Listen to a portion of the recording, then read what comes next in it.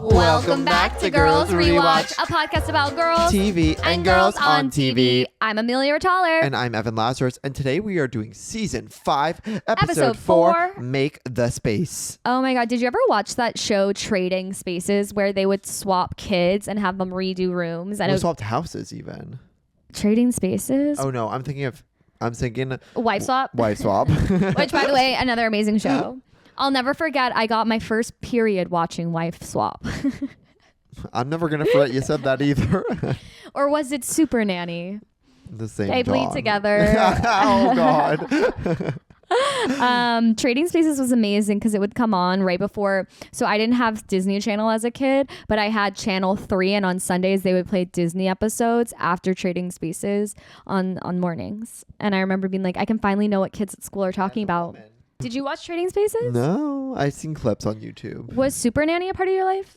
Clips on YouTube. Can I talk about for the second time so I was a big fan of John and Kate +8. I don't know if anybody out there recorded it or owned season 1 and 2 on DVD like me as a tween, but John Gosling keeps going live on TikTok and my algorithm knows I want it. Because it's like anytime he's DJing, and I'm just like, it's Monday at 2 p.m. and Reality he's DJing. TV stars, the only natural progression is to become a DJ. Because look at Meredith Marks. Who's Meredith Marks? From the Salt Lake City Real Housewives. Is she the one that committed fraud or? No, that's Jen Shaw. Got it. So Meredith Marks, her big thing right now is that she is touring the country DJing, but only like gay cruising spots. Okay, that sounds amazing. Meredith Marks is DJing. Part of Viorta. What was I going to say about... I had another amazing point. Oh, so funny update. The scammer you're talking about from Salt Lake City. Jen Shaw. Elizabeth Holmes from Theranos, and Gazelle Maxwell. They're all ending up in the same prison together right now. Okay, 3 queens, ultimate joint slay. So Jen Shaw has kind of created domain and ownership over Elizabeth Holmes is being reported into prison. Like Jen Shaw before, because she was there before. Oh, she got there after Elizabeth Holmes. Elizabeth Holmes was there first, but Jen Shaw was easily able to usurp power from her, and she's become the top dog at this prison. And if you know Jen Shaw, it makes all sense. Now we're gonna add Gazelle Maxwell to the mix. So we're trying to figure out if they're gonna create another friendship, if they're gonna push Gazelle to the outside, because ultimately what Elizabeth and Jen Shaw have in common is that they scammed people, and yes, it was bad, but they scammed a lot of wealthy people, and they did terrible acts as well. Gazelle's only done terrible acts. Okay, so there's an interesting dynamic going on. It sounds like this, Mean Girls. It sounds like it's like a new girl joins the high school and it's junior year, so there's already some established stuff, and it's like she's new to the mix. How are you gonna treat her? The crimes are not the same punishment, right? I guess Elizabeth Holmes did misdiagnose someone with cancer. Or sorry, they said someone didn't have cancer and they did it and they died, which is so terrible. That is terrible. Sorry, I just had a memory and I was trying to replace it, and it was one of those TikToks where it's like, comment a crazy story. And that's the memory? The memory is me reading the comment of the story. My God. But basically they were, oh wait, nope, it's Josh Sharp's one-man show about his mother who died of cancer. But she got Vanity Fair's top 10 storytellers. Hello. We gotta get him on the couch, girl. I've been trying. He'll do my TikTok show. He's gonna do he already did. Yeah. Let's get into our epic episode with Kitty Reynolds. Kitty Reynolds. She's so cute. Cross dissolve. Joining us on the couch, it's Kitty Reynolds. Hey, girly girl. Oh Wait, this is so exciting. This is my dream. This is our dream. Fan. Oh my God. I feel like I've known about your Instagram for years, and now you're on my couch. I'm so I was truly, before I even met you guys, I was just so into your clips that you were posting. So from the very beginning, I was sharing, I was fucking commenting, I was liking. It means the world. Yep. I'm here from the start. And I met you on the Max Zapatow shoot where we both go play background extras not featured. Oh my God. It was huge for us. Oh my God, I can't believe I missed it. Oh yeah, you're in it for a second. They got my nose. It's like... I barely, yeah. Us in Hollywood. Our big break. It was crazy. There's a soundstage like that. Where was it? I think it's traditionally a porn set because the way you would see like they could transition these rooms, it was in the deepest part of Sunset Park. Were you with me when the woman who ran the place brought us into the hospital set room? No. I don't even know. You can It cut was Grey's this. Anatomy. Keep it. They had like a fake hospital room, and she told us a story. Because of course, I'm always the motherfucker who comes first. Like, Yeah. I'm always the first one at the sketch. Like, why? And I'm alone walking around with So the they give you fucking free director. tours. Yeah, like it's 9 a.m. I'm high as a kite. She's like, "Let me show you around." I'm like, "What am I doing there? What am I doing?" And like, I could be sleeping, spending time with my family, loved ones. Here I am. So she brings me into the hospital room. She tells us a story about a guy who bought, like, I guess he's from Baltimore and bought the room to lie to his situationship, telling her he was in a coma, but talking to her, telling her he's in a coma. And he got in a car accident. Damn minute. Swear to God. And he filmed it all. And she said she watched it. And he was like he was fake, like on his phone. He put like, like, and she, like, he's like, my family's here. And he filmed it all. I'm And in a coma talking. Yeah. That's how far he went to like lie. And now he's a small business. Yeah. I got it. The girlfriend's a big fan of the pod. I feel so stressed. Who did I? Yeah, what's that? Are we dating the same person? No, literally. Yeah. He Who does the that F with did all I his marry? girls. Yeah. Could you imagine? No, Yeah. and if that happened to me, like I'd have to take a sabbatical. Like I'd really have to go into the woods. I have to go into a Right. coma. Right? Real style. Could you imagine? Like, I want to find the woman who was the victim of this. It's Prank. like, that's the kind Really? of thing where it's like It's really a prank on her heart. and it's the kind of thing where it's like if a woman goes insane after that, she earned it. Absolutely. Like if she murders after that, it's like she shouldn't be held accountable. That's a prank, Right. what she's doing. Right. Shave your Prank head, people, light some prank fires. people. Yeah. Pranked people, prank people. Girl, you earned it. Girl, go get them. Anyways, today Oh we're my talking God. Broad City with our girl Kitty. Tell us, what is your deal with this show? Okay. Wait, can we ask the other one? Where were you You. on February 17th, 2019? This is when the episode originally aired.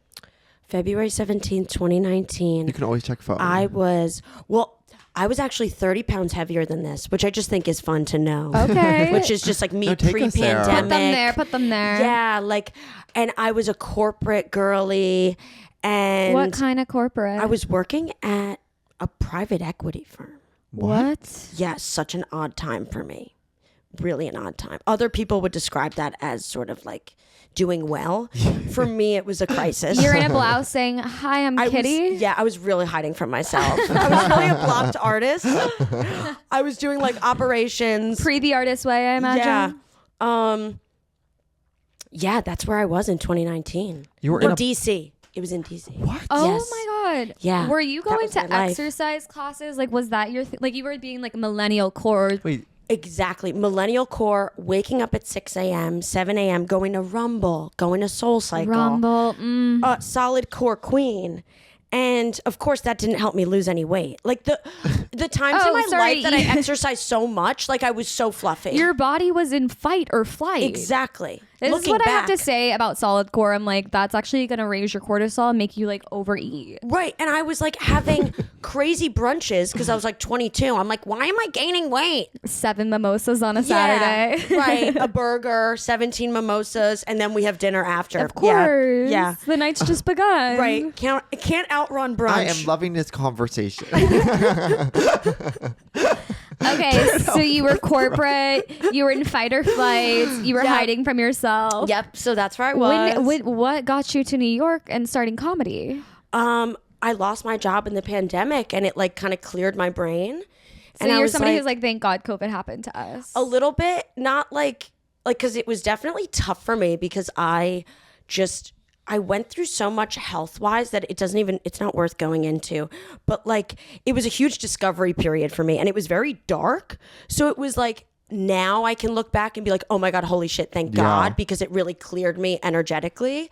But it was like a rough time. Yeah, because was COVID it your was. Saturn return?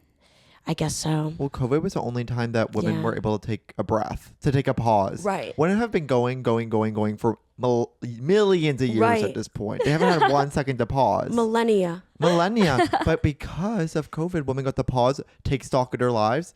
Yes, the birth rate is going to crumble, but women now have ownership in a way Right. they didn't. The birth rate's gonna crumble, but women have Of ownership. course. Yeah. Right. This girl, come on. She would have gone solid class right to the operation table where she would Right. give birth. Exactly.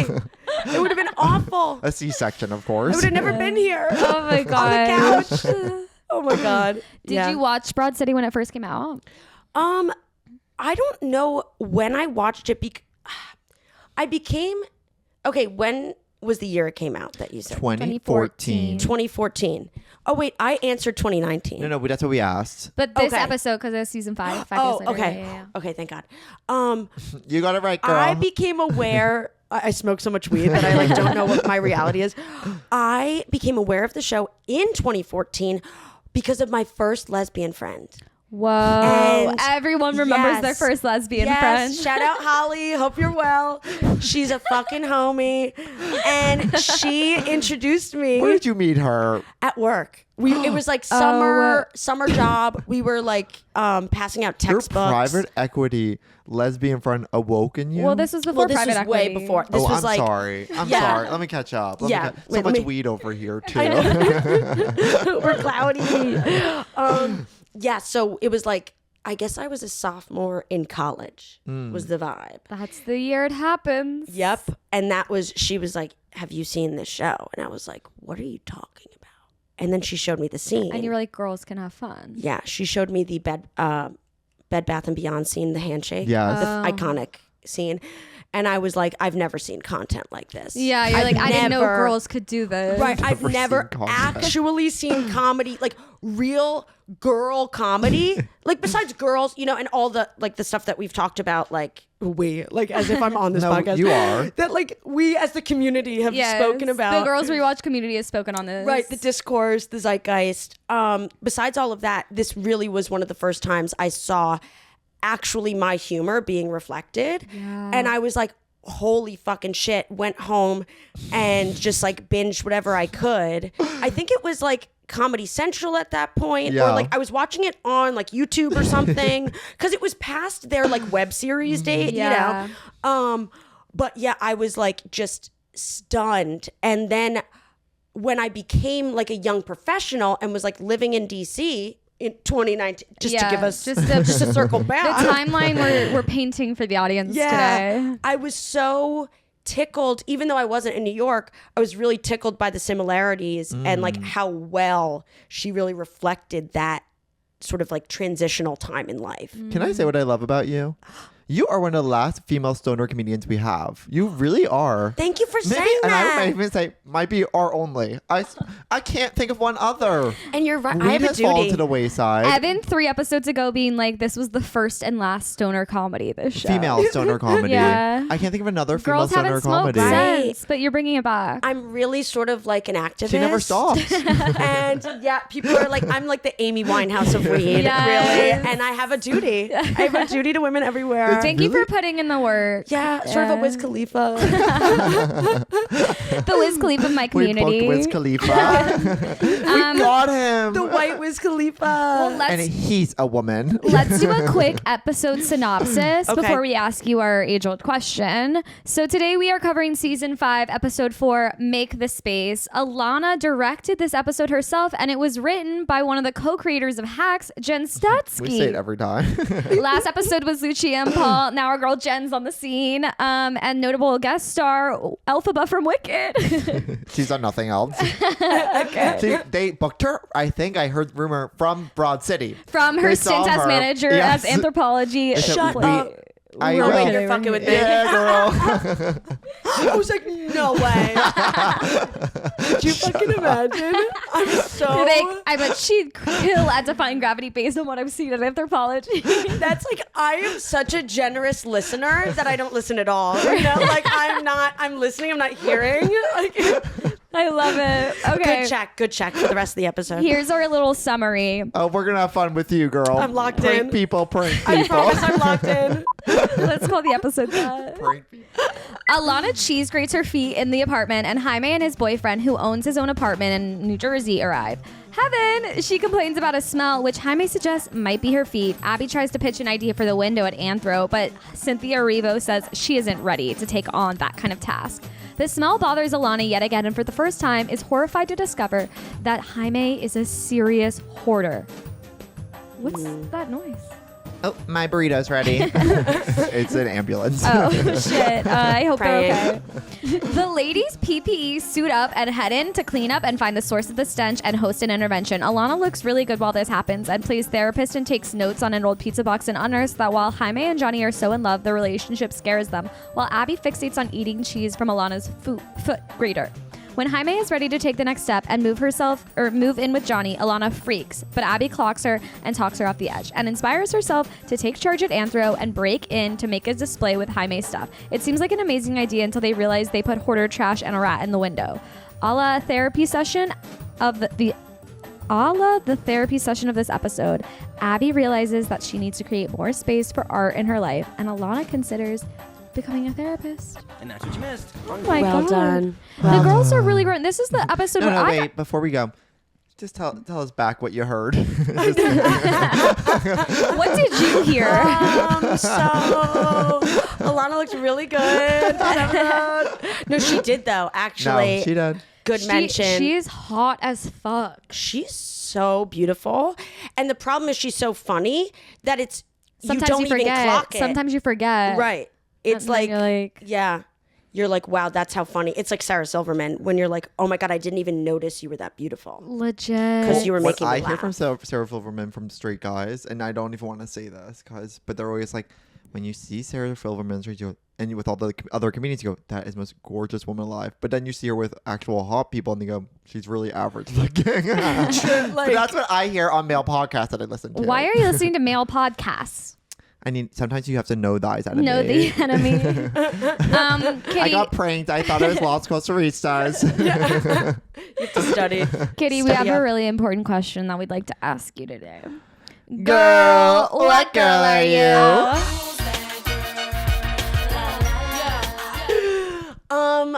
I would like, I think I'm Alana, but I definitely have Abby You think? tendencies. Yeah. Because, you seem Alana AF. do you think? Yeah. Okay, Yeah. thank you for saying that. You walked in on all fours. You came in an apartment. The hell? I also, by the way, Alana is from the town over from me. Are you from Long Island? Yes. Oh my gosh. And she's from like Smithtown. I'm from like Stony Brook, like right next door. So when I found that out, I was like, oh my God, like she's my girl. Like we both are from a very specific part of Long Island that is like kind of hoity-toity, like NPR vibes, but it's nestled within like the more Republican country like Long Island. So it's not like quite Nassau where you get that like really, what's the word? Like just wealthy, upper middle class, like coastal elites. We're kind of in the like white Oh, it's in trash, hardcore Suffolk? Long Island. Yeah, in Suffolk. But then we're kind of the North Shore. I Oh, think you're from North Shore? Yeah. that's Beautiful a really good area. And that's where Beach House episode of Girls is from. North Shore. Exactly. That is Yeah. really where comedy comes from, I feel like, is knowing every side. Exactly. Yes. Exactly. Yes, bitch. But yeah. And I've heard Stand of up. I really do think though, because so much of Yeah. Broad City is playing with high and low status and like the comparison between the two No, it's realities. true. So I feel like growing up in such a like specific area. You have to know the Yeah. contrast. Like Yeah. ultimately you have to like understand that like you are both like not rich or poor at the same time, like understanding both levels of it.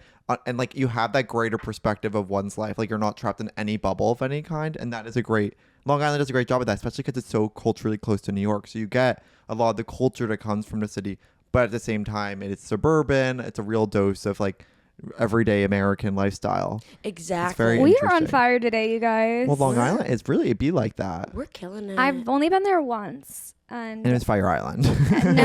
Oh, is that where Fire Island Yeah, is? it's Long Oh, I've been there Island. twice. Look at you, Long Island Queen. The guy who ran the open mic where me and Evan met invited me to his house on Long Island once because he has a pool. Long Island is one of the most interesting places in all of America. You have the Hamptons, you have Fire Island, you have Suffolk, you have Nassau, right? And you have North Fork, and it's endlessly culturally interesting. There's so many. Shout out to our Australian listeners. We love you guys.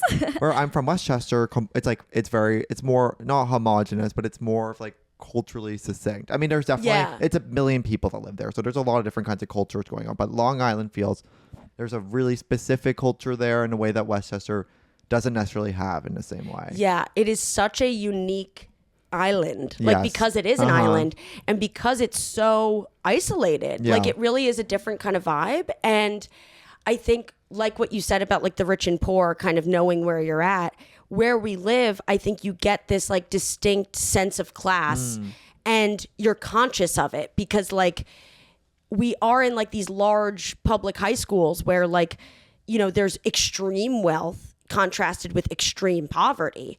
And so I think people get the full spectrum of what class is. And I think you can tell that she handles that with care, even in this episode, or like, I mean, in general in the show, like you can tell the way that she writes characters is with an eye on class, which is kind of what people get wrong when they are trying to do big diversity plays, is like you're missing the intersectionality. Yeah. And that's where she gets it right. That's where it's very different from Girls, actually. I where think Lena that's Dunham only truly like understands perspective of like the upper middle class. And she tells it so well, but there's the comparison between the two is like it's so obvious that Broad City like knows both sides, whereas Girls is so on the one side. It's so specifically that. Yeah, right. But Long Island also just a great place for comedy in general. I mean, you look at Judd Apatow, like Long Island. Matt Rogers. Right. All these. Well, Judd Apatow's mom worked at a store or a comedy shop in West Hampton, and he grew up going to all the comedy shows. It's because it's proximity to New York, and also people like really, it's Italian, Jewish, like a lot of cultures that like love comedy are there. It's so interesting that so many comedians come from Long Island. Right. Literally. Is Seth Rogen from Long Island as well? I don't think so. He's not, but it feels that way. You know what I mean? It just feels that way. Pete Davidson. From Staten Island, which Staten is Island. not there. Girl, what girl are you? But yeah, the proximity. I think also because like even like Billy Joel, Lindsay Lohan, Mariah Carey, like I think there is a thirst for like the city. Yeah. And because we are like close in proximity, it's like so close you could taste it, but we don't feel like we have access to it. So I think it creates a lot of like, it's a good dream generator where you're just like, and I think for people like, and I, you know, probably over identify with Alana, but like, I think for people like us, you're in this very like heteronormative, very conservative community of Long Island, and then you're looking just across the way at the city and you're like, ooh, like I want to be a part of that one. It's true. So I think you have a lot of people sort of like doing that. Well, that is, I always think about it because like suburban areas are where a lot of comedians always come from. Like a lot of comedians actually aren't usually city born as much. Like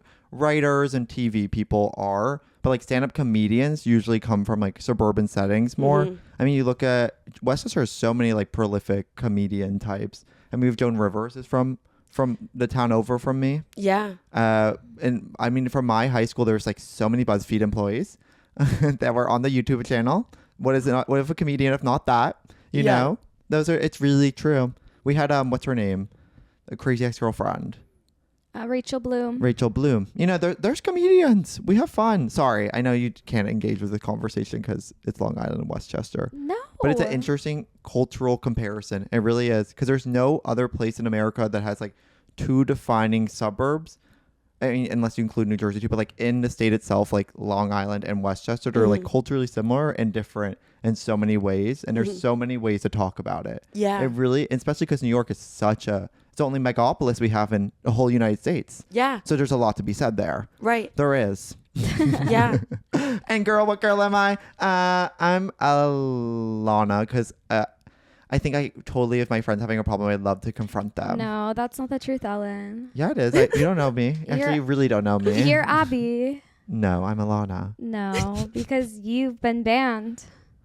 Oh, I did get banned from every Brandy Melville in America, which is like the anthropology. But I do feel Abby like Alana got banned from all of anthropologies, and I was like, that's the most Evan thing I've ever seen on the show. Yeah. That's Abby-ish. They took a line for my life, but I'm not banned in Yeah. Europe. Well, maybe Abby's not They say banned that. in anthropology in Europe either. Do they have Europe? I don't know. They got to, right? Does anthropology have Europe? If Brandy has Italy, Anthro's gotta have Rome. right? They have to. Wait. But you feel, The you're sentence Alana Amelia E. just said is so funny. If Brandy has Italy, then anthropology definitely has Rome.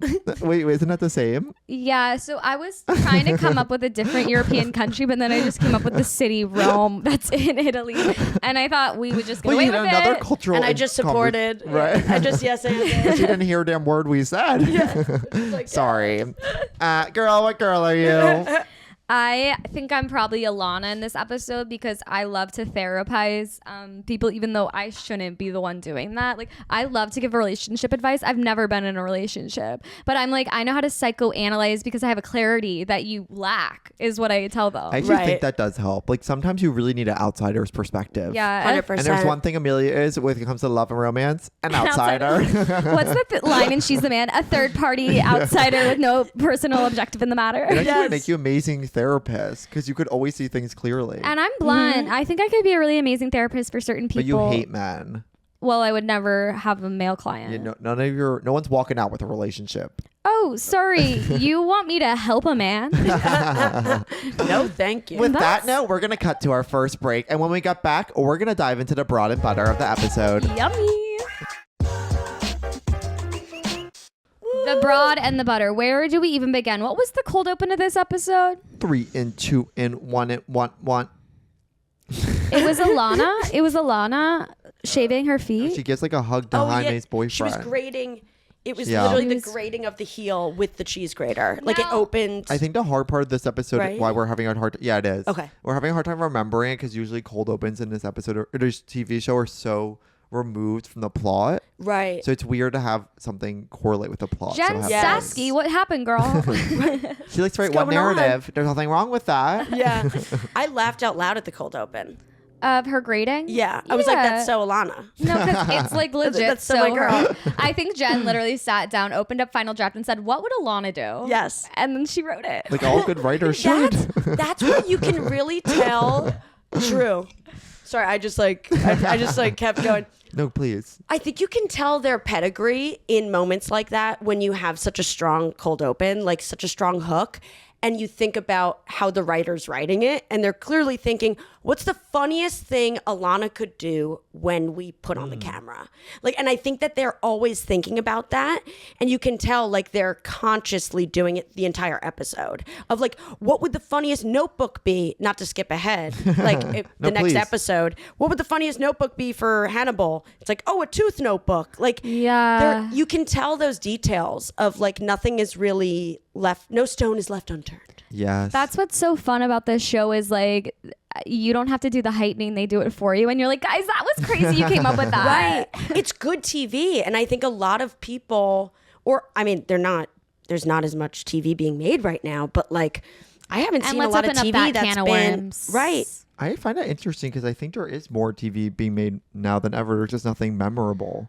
It's just a lot of That's- it's a lot of miniseries. There's so many TV shows coming out, but no one can even discern what is being Right. produced, or there's nothing actually like of good caliber coming out. And can I Right. just say, all the new shows that have come out this year, the entire cast have all been booked on new shows already. So that makes me think like, whoa. No, that's interesting. When do I I saw get the it? same headline Yeah. I did. Yeah, because by Yeah. the way, like, remember when it was One Tree Hill and we just got into it in season 3 and they'd already made 60 episodes and I was like, I think I like this show. It's like now that would be like 10 times the amount of episodes of The White Lotus that there's ever been. Euphoria? Right.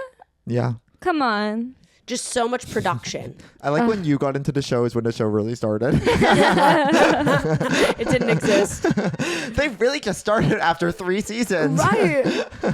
It's like, I love Sophia Bush's character arc by season 3 and I was like, I'm locking in. Right. She clothes over bros. Does anybody remember Sophia's plot line? No. I don't remember. Seen it. No, okay. You've seen? Not cover to cover. Only seen it like when my friends or like my sisters were binging it. It's one of those ones where I can't even fathom watching it cover to cover ever again in my life. Right. But I was in a moment in 9th grade where I could really just consume Pull it. behind the curtain. Yeah. We're doing a rewatch. I hope you fathom the next 4 years of your life, girl. Here we go. We're 35 by the time it ends. It's going to take longer to release that thing than the show itself. It's a 15-year podcast. Okay, I think we should actually start by discussing loving your friend's partner. Oh. So when Jaime's boyfriend comes in, Alana and him start making out essentially, and it's like that is such a thing for you to like actually become obsessed with your friend's partner. Yes. And be like, we actually have our own thing going on that you have nothing to do with.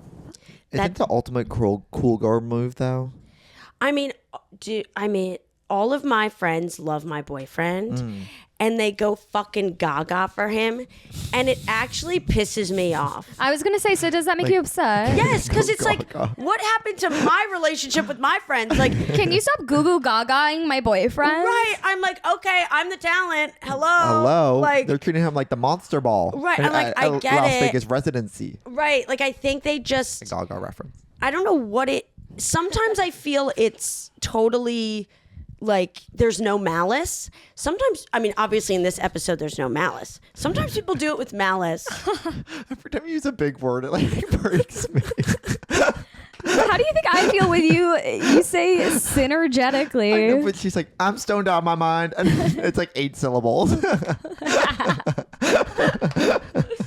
Malleable? Malice. Right. Malice. Right. So like when she's doing 2 it's fun. syllables, my boy. It says, okay, I'm building it. I'm hiding the joke. Also, it's the unique, like when it's not just a friend, like a roommate. Just Like, put the microphone a little closer to you. oh, okay. When it's your roommate's partner, then there's a very unique bond with you and I think that partner, because you're so like intimately in each other's space all the time that you like have to create some sort of like Rapport. rapport, even if it's like this feigned over the top like affection. Because like you don't really know each other at first. Like they don't know each other well. She just found out he had a house, but like kissed him 20 times, you know? There's almost a performance of like, and I love you, girl, and your family. Right. As a way to like be there for your Do you friends. not think it's a gay guyification though? Like it's not a woman with a gay guy. What we're also witnessing here. Like if it was like if she had a female roommate and it was a straight guy coming in the house, she'd never act like that. But because it's a gay guy, of course she's going gaga. Honey, That's as well, so what you do with a true. gay That's guy? an amazing point, because every time like my gay guys get a boyfriend, the way I'm like, okay, and I'm gonna get this guy to be obsessed with me. Right. Well, I think that there is something to that of like we really put on the moves for Yeah. the gays, and there's something of like we want their validation and affection so badly. Yeah. And I don't know what that is, but it was the perfect encapsulation of. Did I say that right? Yeah. You did. Encapsulation of it. You know. Yeah, I think there's like the wanting of male validation through the safety of not being like sexualized. So there's a way to get the male validation without feeling scared. Right. It's like the male gaze, but without all the fear of the male gaze. Yes. Like you're getting Exactly. that perhaps. That's so interesting. And then like when it's with, you know, like a new partner, it's like, ooh, I get to do this again. I get to feel validated again through the partner. You know, Yeah, like with and the It's so like one a it's a gay guy. chain. It's a Yeah. dopamine. Yeah. It is. thing. Male love is the most valuable thing in our culture. So true. But male guys are the scariest people alive. I mean, Male straight the guys. paradox. Yeah, it's true. I think It's about true. this every Yeah. day. It's true. The paradox of life. It is so funny. We're all uniquely so smart, but also so crazy sounding at the same time. Right. It is what it's like the beautiful encapsulation of femininity, honestly. If your The divine friend feminine. moved to New Jersey, would you ever speak to them again? No, that's to have a boyfriend in New Jersey. For Crazy. Jaime to move. So there's one thing of us being roommates and then not being roommates. What if I lived in Hoboken?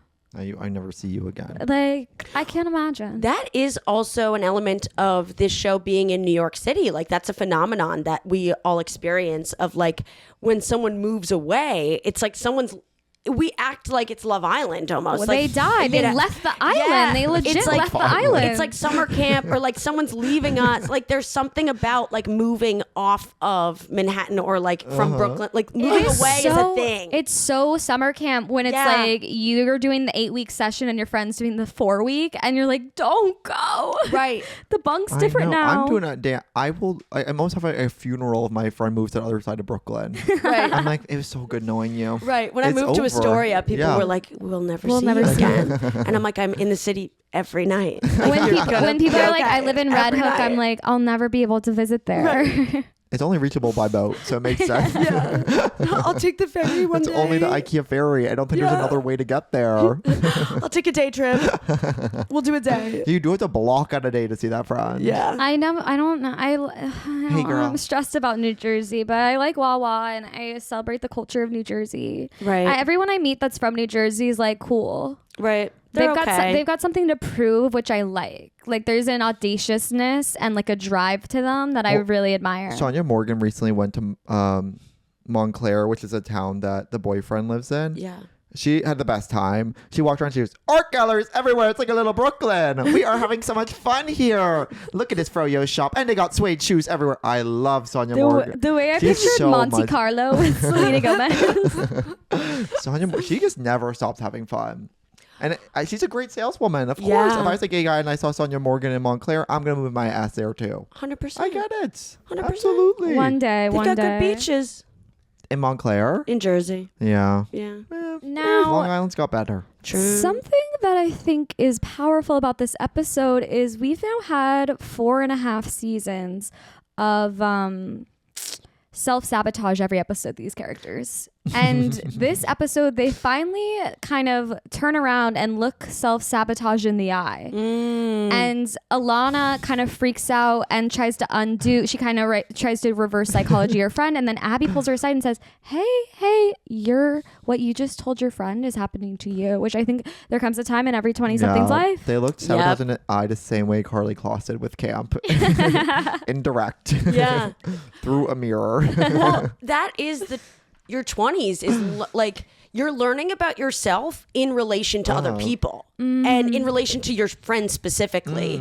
If you're, in an urban space, I think like that is your experience where like all of a sudden you think you're the wiser and then 5 seconds later you're the fool. That's the magic of New York is like people are like, this city is full of opportunities. And it's like, yeah, it's the interactions you have here that are like what change you as a person. It's so true. And this isn't even the best place for art. Like you come in New York, you're so in fight or flight that it's actually hard to sometimes concentrate on like creating a continual project or just like writing because there's so many stimulants that you just want to focus your attention on. So it does well with like stand up because stand up is so great at just like being able to capture you in a moment and you can really focus on like just like being in that one room, and that is stimulating to be in that place, and it's so easy to capture that here. But when it comes to other projects, like I understand why writers are in LA because you could never write like this many TV shows in New York. And that's what they were getting at. Sorry, I feel like I cut you off. No, She didn't say a damn word. I have nothing to say. Please talk. I feel like they were getting at that with Abby in this episode. Wait, was this the episode where she was at the art thing, or was that the episode after? It's not, but also talk about that. But I think that we still get at it with anthropology and her trying to climb this ladder at Anthro, and that ultimately being a distraction from her art. And and I think and we all get caught in that New York kind of like, how do I make a living here? And like some people fall off of like their artist's way, if you will, like in that track of trying to climb a different ladder. And I think the parallel that can be drawn from this episode and Girls is when Hannah works at GQ and she meets all these writers, but they're doing advertorial writing and everybody's like, what the hell? And it's like Abby's trying to do her art through the anthropology, like corporate display. Exactly. And she's realizing that's actually a complete distraction. Like I'm an illustrator. Like I need a job that doesn't serve my artistic muscle so I can actually use my artistic muscle for what I want. want. Yeah, it's like you being a copywriter almost, Right. Because you think, oh, I'm a writer. I'm getting to finally like do what I wanted to do with my life and study. And now you're a writer, but can I say no? I won't even say. But it's like you're in a it's like almost misdirected, Right. And you see writer, especially I think out of any honestly group of people, writing is the one that's like most implicated in this. Mm-hmm. Where there's so many opportunities to actually be a writer in New York City. It's become so corporatized. Corporatized? Yeah, it really Yeah. has. I mean, copywriter, email marketing, just UX, UI, like all of them have real elements of like being a good writer to them. And that's like what you've wanted to always do. But then it feels so soulless and terrible because writing is such a big spectrum. It's not just like pen to paper. It's more than that. Right. Yeah, I'm so happy that Abby is like not devastated that she got fired from Anthro, and she's like, you know what? That's the thing I needed. Mm-hmm. I think that shows like real growth that I don't think we would have in an earlier season. I think Abby would just be like, yeah, I'm a loser and I'm unemployable. But this time she's like, no, I think there's something more out there for me. And for that to happen at the same time as Alana being like, wait, what if I did use my degree from college? Like, wait, I actually like helping people. I love these girls. And that's kind of in line with Abby's persona, which is like mainline, waspy almost. Like, and she mentions it. She reminds her always, like, you're Ashkenazi, you always forget. Like she makes those comments on her being sort of like this waspy type character. But that's what a waspy person would do, is just politely move through their corporate life and try to like move the needle in little ways and be creative over time with the permission of everyone around them. And then you have Alana, who kind of embodies like that ethos of like the more maybe Long Island rough around the edges spirit of like, I'm just going to kind of like, you know, barge my way through. So I think Abby's that polite character who's just always trying to like see if she can, I don't know, like it almost politely get It's anything. a New Yorkness too. Like in New York, you're privy to the information that like being in the city you think will be able to be the thing that achieves your dreams, but it's actually like the creation of your art or your project is like truly the fruition of that. So you get sometimes trapped if you're like, especially like kids that don't go to NYU and kids that do, like the big differential between them is like these kids at NYU and you see it, they immediately jump out the gate because they've been in New York. They understand that like there's this like these certain traps that come in perils like by doing comedy or your craft that you can like easily fall into a place where like you're in the field but you're not getting any fulfillment from the field, and just like being able to like push yourself out of that. I feel like it's like being like an NBC page and being like, I'm a comedian, and it's like, well, you should, and then they like will look down on people who are just like in the open mic scene, but it's like those people are like actually creating a point of view while you're just like helping a machine, Right. And but you're like, I'm in the room. Yeah. So but I mean there's all different ways to like achieve goals, but Right. Here's the thing, there's we barely talk to NBC pages on this podcast. that's what I'm saying. Right, because like, I mean, if we could mention Hacks, because I think it plays into a bit of the theme of this episode. Miss Jen Statsky. Right. In Hacks, one of my favorite lines is, you got to be a shark. You got to go after your own career.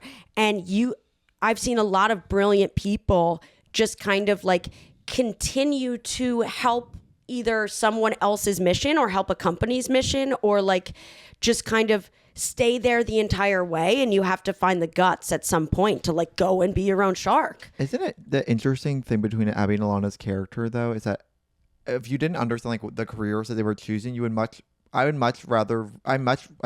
probably read Alana more as an artist than Abby is. Like Abby feels like the more traditional person who would become a psychiatrist, and like that feels like the role that is meant for her based off just understanding her. But she is the artist in the relationship between Abby and Alana, where Alana feels so much more generative to me as a character. Yeah. That is true. Yeah, she feels like Barnard girly. Yes. And then Abby feels like the West Village girly pop, who's kind of corporate. I also think this is a trend in New York where it's like if you're from Long Island or like Westchester, it's like, oh, I'll probably go live in New York in my 20s. Yeah. Whereas like if you're from like somewhere else, like she went to Micah or whatever, it's like such a decision. Or like everybody I meet from Texas, it was like such a decision to move here. So those types of people usually come here with a mission of like, I want to be an artist. Whereas like someone like Alana could come and be like, I'm gonna go figure out like being young in the city. So I feel like there's like I'm the only person from my graduating class pursuing art though, out of 400 kids.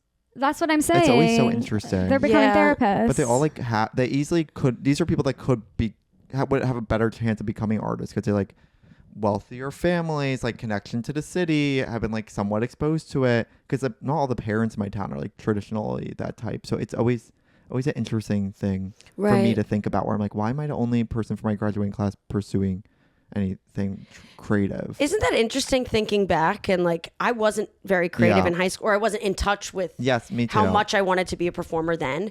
And like all of the musical theater kids were. And where was that point in their life that they decided to not go further and Yeah. be with us here in like this circle? You know, what was that cleavage?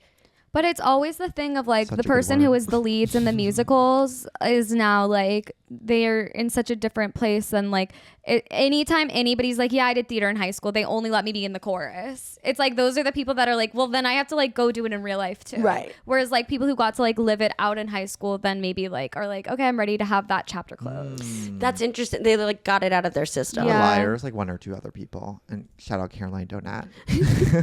She's doing her thing. She's doing music. I do think it's interesting that the kind of like thematic takeaway from this episode is like you need to go build what you want for your life, like of like Alana pushing Abby to be like, no, you need to like build your own voice. Like you can't wait until somebody gives you the opportunity, which is exactly what they did with Broad City. Is like they were trying to like follow the path of corporate improv. Like I'm gonna like do a bunch of improv and get on the Herald team and like wait until it's my turn. And then they were like, no, I'm not. I'm gonna fucking create my Right. thing, and that's gonna be the thing. And it's like I'm gonna create my own ship. It's beautiful. It's That was really beautiful. inspiring. What about hoarders? Oh, let's get into it. Oh, let's get in. Hoarding, buried alive. Who's seen it? Who DR'd it in middle school? Me. Golden TV. Truly golden TV. Well, we were just talking about how we both have hoarders that we know of, and they're very organized. Like my grandmother has a lot of hoarding tendencies. Like my outfit right now, my pants are from my grandmother. Every day, instead of like going to lunch and spending that money, she'd go to Talbot's or the mall and buy one article of clothing. She may never even wear it, but just would keep it at the house. Right. Her lunch money became her outfit money. Yeah. It's more of a genius. collecting for a lot of people. Yes, it became a than- hobby. Yeah. She bargain bin. Like she would always look for a sale too. Like it became a real activity for her. Her whole Right. hobby was just like finding a cheap piece of clothing. And Yeah. in this plot, it's Jaime feeling really anxious about like it started with him not having citizenship, so feeling like not tied to anything, so he needed to create these things that he's tied to. And then also now in this relationship, it's like he wants to feel a sense of control. He's feeling out of control in love. Do you think the hoarders in your life are like that, or what do you think It's it a great stems question. from? I think a big part of hoarding sometimes becomes like building a world for yourself, it feels, and like living inside your objects. Like my grandmother ultimately had a hard time connecting with other people, but I feel like through the consumption, she was able to like fill a void for her of like getting that dopamine, like having these really fulfilling relationships. She struggled with that, but she had an insular world where she had so much cute pink clothing in her house. And you go there now, and every single bedroom, every single closet filled to the brim. Their whole basement is just clothing that's well organized from every era of their lives, and it's been cleaned out, but it's still like triumphant how much clothing they have in that house. And it's so interesting to see. It is. It really I is. have chills. Where, like for like to not have the ability to throw away anything. And I feel like we were talking about this even on the last episode, where it's like I become less materialistic the more I care about like my friendships or my like my art itself. Like just the act of creation kind of feels the need to like actually become materialistic as well. Like I used to like be so obsessed about like I'd always go to the thrift store every day when I first moved to the city. And I'd just, Yeah, like, buy I feel a like thing or you've really two. moved away from like Evan. When I first moved in with them, were obsessed with like finding a special thing to put in this corner, or like finding the perfect item of clothing. And I feel like I've since really you've stepped become, away from that. yeah, since you've like defined yourself more as an individual, like outside of your possessions, I feel like you've like moved away from And that. sometimes objects, they really do help curate who you are as a person as well. Like Right. having clothing for me, like right now, like just it's a real form of self-expression. It's a real way to express one's gender and identity. And it's always like the calling card of who you are as a person before. But I feel like as I feel more confident in myself, I don't necessarily need that as much. Totally. And the thing about hoarding, which I always say, it's the sweetest type of OCD. Yeah. Because it's the most sentimental. Like Right. people don't want to part with things because it has meaning to them. And like the people that I know who are more collectors in their life, they feel this gravity or this like ownership, or like they feel like Stakes. delicacy with each item that they have. They feel it has like a personality to it, and so it's an adorable sweetness. And I think that comes like out of fear, right, of like if I don't have this, then what? Or if I get rid of this, then what will happen without it? Then I'll be unprepared for something, or someone will judge me for throwing this away, or I'll be hurting the feelings of this item almost. Like they really personify what they have. And I think when like we've seen the crazy hoarders episodes where really it's such an emotional thing when they get rid of everything, right? It's so hard to watch. And because it's the same thing as like an addict going to rehab. Like you are saying you have to stop doing the thing that makes you feel the obsessive thing that you do all the time. You have to stop doing that right now. And like you create a complete like shock for this person's system, because it is similar, I think, to addiction in the body. Self-regulating you is now being taken away from you. Like, and then you're like, okay, well, I don't have the new tools yet to replace it. Right. So like what you're saying of like, to play back into like that creativity of like having the pursuit of something, is being busy is ultimately always what helps someone relieve any compulsive behavior. So like having some passion or pursuit is like, or feeling safe in your life, or having a person, or having like safety of like him moving to Jersey, let's say, or becoming a citizen. Like those are the things that will save you from OCD like tendencies. It's literally the Little Mermaid. Right. Like she's collecting gadgets and gizmos aplenty because she has nothing. Her world is empty. Like she wants to be in love. She wants to go see the world, but she's trapped. So all she can do is collect. And the hunt, like the shopping for the discount or the thrifting is the thrill that you create, is like, that's the new sport that you're playing, instead of like maybe the art that you might want to be pursuing, or some other thing that you want to be doing with your time. Like you're creating that new thing for your brain to like, it's similar to food noise. Like people acting on, oh, well, I feel really bad about eating so much, so I'm going to vomit. You know, like that's all the same in the body. Yeah. Like, oh, I'm feeling this, so I'm going to buy something and that'll fix it. Or like, I'm feeling this way, so I'm just going to save my money and that'll fix it. Or I'm going to spend my money and that'll fix it. Like, it's all the same thing.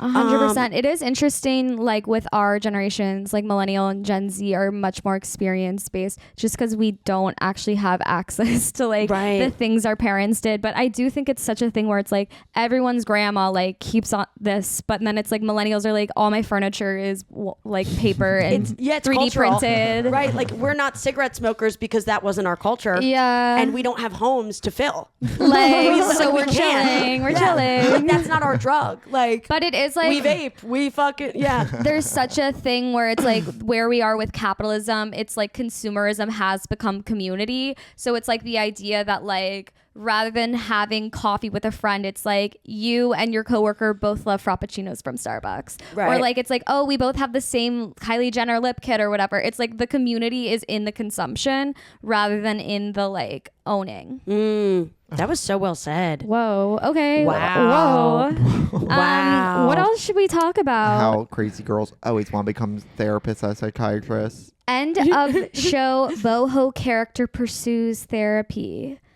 Oh, comparing Alana to Jessa and Girls. It's true. Yeah. There's an arc with any gay guy or free girl at some point is going to say, I think it's time for me to get a master's in psychiatry. So true. Or psychology every single day. They have to be an academic. They have, or like like they always end in some sort of like mental health or they all like love career. like people or like talking to people. This is my fear though, is that this keeps happening, but they're all talkers. So ultimately, they're not listeners. They're not listeners. Yeah. You have to be a listener, but they are not. Like Alana, I mean, the whole problem is that she's a terrible listener. She never hears anyone. Right. So true. She is so action oriented though, which is nice. Closing talking point on this episode, I think we have to discuss Elphaba from Wicked. Oh my goodness. Can you? What a Keep treat. it light. It's like if the Panic in Central Park girl that like works at the store Marnie like whatever like literally like became Jean Valjean. You know what I mean? Like let's place it. It's like the random side character who has like 7 lines is now like John Boy. Elphaba. Like in Friends, when like someone would date someone and then they became super famous. Yeah, it's like Lauren Graham being in one episode, Right. and you're like, that's Lorelai Gilmore. right, like Law and Order. I feel like was a star maker. Reese Witherspoon is in Friends. Oh Yes. yeah, or like the entire cast of Hamilton, they all like died in SBU. Right, At least once. right. So that like. Because they were probably pretty well connected. Like at that point in the show, they'd been doing it for 5 years. Like they had another artist in that episode, or no, the episode after. So yeah, they were probably like, "Ooh, We'll let's get get you our on for friends both, in. girl. Let's get Yeah. our friends in for cameos." You know. I will say Yeah. I took an intro to clown class 2 years ago, and my teacher was a customer at Anthropology in this episode, and I clocked it. Oh my god. I love when one of my friends is like in a TV show for one line. Shout out Tally. She also plays the girlfriend in or they play the girlfriend in Everything Everywhere All at Once. It used to be like having 100K on TikTok used to be like having a line in a TV show. Right. Yeah, Life is being shade. in one line on Broad City is like being Jake Shane now. Yeah. Right. No. No, not that. No, it's like small creators are what one line actors used to be. Totally. Yeah. Like small like comedians with like they're just like getting their first 10Ks. Like those are what Right. one-liners were. Yeah. Beautiful. That's a good like translation Yeah. for Hollywood to what I call the 9:16 Hollywood. the 9x16 Oh, what- Because like Hollywood. the aspect ratio. We always talk know, about like- going vertical or this Vertical vertical Hollywood. artist just went horizontal. That's so good. Yeah. It's just YouTube. They go widescreen. Right. It's just YouTube. It's from YouTube Shorts to YouTube video. Let's cut to our second break, and when we get back, we will find out Kitty's Broad City moment. We're back. Kitty, What is your Broad City moment? I'm sure you got Okay. plenty. So I think my best, I was thinking about this today. I think my best Broad City moment is when I was living in DC. One night I just was like really drunk waiting for the bus, and I just shared fries with a homeless man. And like we actually course. just like enjoyed a few moments together, and we were just like eating fries. I felt like Oh that was my so God. Alana-y. That I used is to do that in Alana. DC Right. too. I used to buy hummus and I talk to homeless people and we eat hummus. Hummus is such When I a was weird one. 18. I'd be like, I was at American University and it was so sad there. I take my Yeah. hummus and I take my friend Eliza and we go to DuPont Circle and we talk to homeless people and eat hummus. That's like kind So of near where it beautiful. was. Like it was at 14th and U. Like it was like that McDonald's. No, literally. And yeah, so I just felt that would be a very cinematographic scene. Yeah. You know, just like me waiting there, just like, hey man, just like so chill. Not like he I was just like, you want some fries? Like you seem, They're like, are they seasoned? yeah, Yum. yeah. There's something, the homeless people in DC is like a different culture. Oh my god, It is so interesting. The homeless culture in every city is so not that sorry, it is not probably appropriate to talk about, but it really no, we can always cut it if it gets crazy, but it's so true. Like yeah. DC homeless culture is very like individual. Mm-hmm. And What does that then, mean? Like, there's not a lot of like community, and then maybe That's the sometimes city you'll in find the total, by tents. the way. But yeah, they're like one guy, and then in New York, it's like you'll have like more. They're friends. Yeah. Yeah, I mean, I went to don't college in New Orleans, and it's very interesting because the city is very attached to jazz culture. So this is a weird part, but it's a lot of homeless people just like they just walk around the streets for hours and they just like play the trombone. Like Right. there was this guy we used to call The town troubadour? kind of like we call him craxophone. I don't know if that's appropriate to say. But every single day, like without pause, like from the hours of like noon to 8 p.m., just walk around on high on crack playing the trombone. He's not so good at it, but it was beautiful to just see him like thousands and thousands of steps he was Yeah. getting in, just playing the trombone This is all what around that Disney movie Soul's all about. around the city. Well, pursuing his One's art. Well, Back to the real, the theme of the episode. I met the world's drunkest girl last night, and I was like, "Oh, I used to live in New Orleans," and she gave me 30-minute monologue about how artists in New Orleans are very authentic because pursuing art there, like it's hard. You can't really achieve one's dreams while pursuing art in New Orleans, but it's such a free, creative place because there's such a interculture. There's so many. It's like a mixing pot of so many cultures, and the city really lends itself to like being a wild spirit. It's the Chicago of the South. it's much more than that. I think Yeah. you cannot brand New Orleans like it's any other city because it's so specific and unique. I mean, It's so loose. Like, and I think so art loose. comes from loose, fun play, like play. That's Yeah. where LA, like that boredom makes people play, and it's like really good for art. Whereas like we have to like protect ourselves and protect our time to get the boredom to like play, or else you're like Abby in anthropology, true. or you're like doing a therapy session with your roommates, like you're getting caught in the mud of like your urban tribe. Yeah, and like I think people in New Orleans are so connected to like what they want to do. They know that they're not trying, like they're just doing it for the enjoyment of being a musician. yeah. And like that shows. You know, I don't know. So I'm high. I interesting. keep going you're in circles. so right, by the way. It's true. It's very interesting. It's a beautiful part of it being an artist. Like you got to figure it out. Right. You gotta make art relentless, regardless. You've Yeah. got to be relentless with your art. Sorry. Yeah. Yeah. Okay. Any other Broad City moments? Sorry not to parlay off of that. No, that's good. I like that one. One's have- just in DC. Yeah. We have Guys. one more segment. Girl, get your Glock. It's rapid fire time. We are going to ask you a series of rapid fire questions. Don't think twice. Are you ready? Are you a schoolgirl or are you getting schoolgirl? I'm a schoolgirl. How are you? Good. Reduce, reuse, recycle, or Rihanna? Reuse. Who would you rather have go down on you? Michael Bublé or Janet Jackson? Michael Bublé. Are you a voice of your generation or a voice of a generation? The voice of my generation. Literally. Hoarding school or boarding school? Hoarding school. This is triggering because my parents divorced, or why would you ask me that? I love you, of course. Why would you ask me that? I love you, of course. Alana's feet or Amy Poehler's teeth? That's a tough one. Alana's feet, whatever. Your third eye or your third eye, your clit, or you know what? That's it. Your third eye, your clit? Anthropology display or sorry, that's gay? Sorry, that's gay. Oh, Kitty, thank you so much for being on the pod. Where Thanks can the for people having me. find you? At Kit Reynolds on Instagram. Love it. And that's it. I don't care about the other platforms. Okay, yeah, you're Instagram forward. So are Yeah. we. Wait, do So you have are a we. show coming up? I'm at the stand. I'm always at the stand. If That's you come me to too. New York, Okay, find me Manhattan there. heads. The one woman. The one, We found her. the one weed smoking woman. in Yeah, comedy wait. So is at you're the in stand. Manhattan talking to straight men? We've never met one. Yeah, We've had it's two so on the crazy pod over in there. 3 years. Oh my god, it's. We haven't I been mean, it's doing the that. trenches. It's a Trenches. treasure. We'll have to talk to you about this off cam. Yeah. It is really interesting. Yeah, I want to know everything. Yeah, Yeah. I'll give you the tea.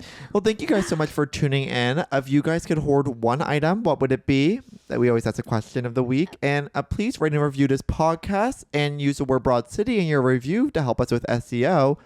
And we love you. Ultimately, this has been a really fun creative project, and we appreciate everyone that listens. Yes. Fully. Our hearts are Literally. full every time. Our hearts are full every time. Bye. Love you guys. Thank you for listening.